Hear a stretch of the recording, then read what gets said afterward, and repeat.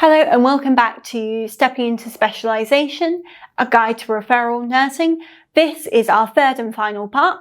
If you haven't seen our first two parts, feel free to go back and watch them again. My name is Hannah Mackenzie. I'm a Langford veterinary nurse, so I work within the theatre department. In this third and final part, I'll be covering self-care and professional development. So within a veterinary industry, we are very, very hard on ourselves, and a lot of time, as you know, we are constantly reminded the mental health struggle and the suicide level is very high within this profession. So I thought it was important to kind of cover how to take care of ourselves and also kind of keep kind of our professional development at the forefront of our brains. So it's important to recognise stress, so the complexity of the cases you may encounter, and then working with critical patients may lead to increased stress.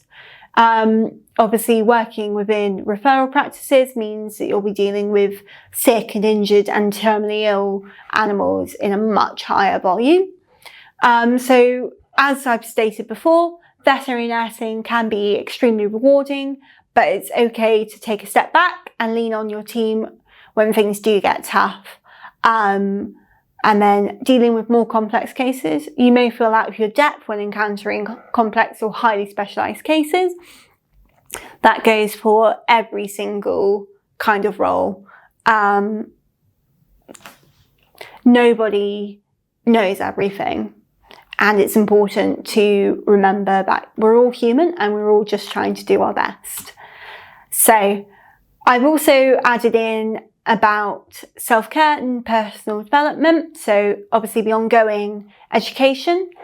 The veterinary field is always evolving, and it's important to take advantage of opportunities for continued educations. This may be having a discussion with a senior clinician or a senior member of staff, or even another, for instance, veterinary nurse within your department about a case you might not be aware of, a case that you might have not encountered before, or something that you have taken an interest in. So we are constantly expanding our knowledge, and it's crucial to your long-term success within a referral practice to remain curious and want to constantly kind of grow and improve.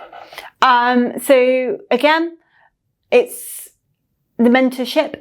To be successful, I feel that it's important to maybe find a friendly face to kind of follow, and they can guide you kind of through things to make sure that the transition is smooth, and they can offer you advice and support.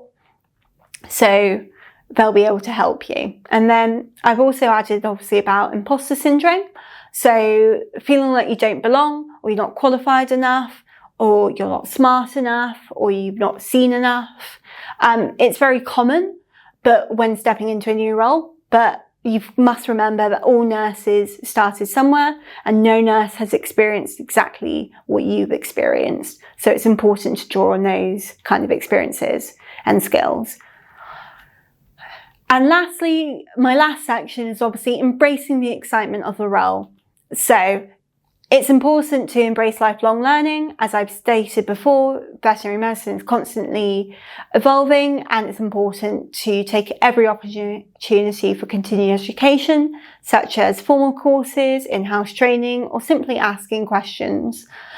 Be proactive and curious. Always look for ways to expand your knowledge, whether it's asking questions about a new procedure, possibly researching, or shadowing specialists. Drawing on previous experiences, you'll always be a unique individual with unique clinical experiences, unique skill set and interests that will be slightly different to your other colleagues. It's always important to be open to learning, and don't be afraid to share your experiences. Okay. So that concludes our three-part Stepping into Specialisation, a guide to referral nursing. Please feel free to like and subscribe to Langford Academy's nursing. I've been Hannah Mackenzie. Thank you for watching.